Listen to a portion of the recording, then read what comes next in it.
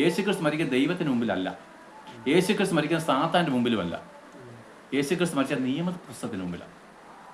ആ നിയമത്തിന് വേണ്ടിയിട്ടാണ് കർത്താവ് മരിച്ചത്.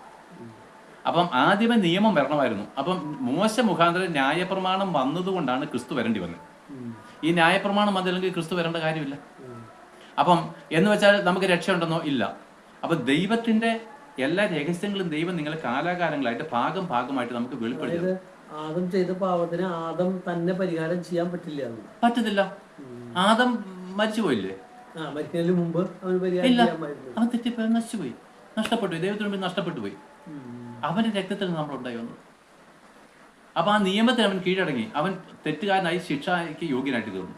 എന്ന് വെച്ചാൽ അവൻ സാത്താന്റെ സന്തതിയായിട്ട് തീർന്നുണ്ട് യഥാർത്ഥമായിരിക്കുന്നത്. അതുകൊണ്ടാണ് കർത്താവ് യഹൂദന്മാരോട് പറഞ്ഞില്ലേ, നിങ്ങൾ പിശാച് എന്ന പിതാവിന്റെ മക്കൾ എന്ന് പറയുന്നുണ്ടല്ലോ. നിങ്ങൾ അബ്രഹാമിന്റെ സന്തതി എന്ന് പറഞ്ഞാൽ യഥാർത്ഥ നിങ്ങൾ ആത്മീയ വിഷയത്തിൽ സാത്താന്റെ സന്തതികളെന്ന് അതിന്റെ അർത്ഥം.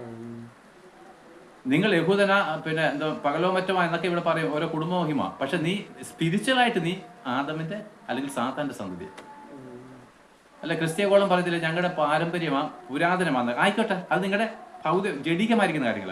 പക്ഷെ ആത്മീയ വിഷയത്തിൽ നിങ്ങൾ സാത്താന്റെ സന്തതി. എല്ലാവരും ഒരുപോലെ പാപം ചെയ്തത്, ഒരുത്തം പോലും ഇല്ല, എല്ലാവരും എന്ന് പറഞ്ഞാൽ എല്ലാവരും.